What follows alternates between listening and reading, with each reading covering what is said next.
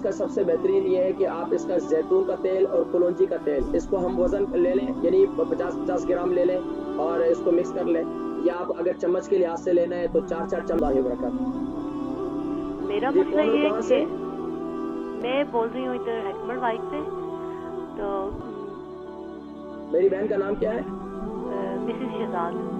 Mrs Shahzad. उम्र कितनी है मेरी बहन की? 40। 40। और वजन कितना है? वजन मेरा 78। 78। जी जल्दी सवाल कीजिए, क्या सवाल है? मेरा मतलब है कि मुझे पिछले 4 साल से ना मेरे लेफ्ट शोल्डर में बहुत ज्यादा दर्द है। मैं डॉक्टर के पास भी गई, स्कैन भी हुए, सब कुछ। कभी कहते हैं स्वेलिंग है, कुछ समझ नहीं लग रही। और सिर्फ लेफ्ट शोल्डर में दर्द है बस? लेफ्ट शोल्डर में, गर्दन में भी है पीछे। मतलब अब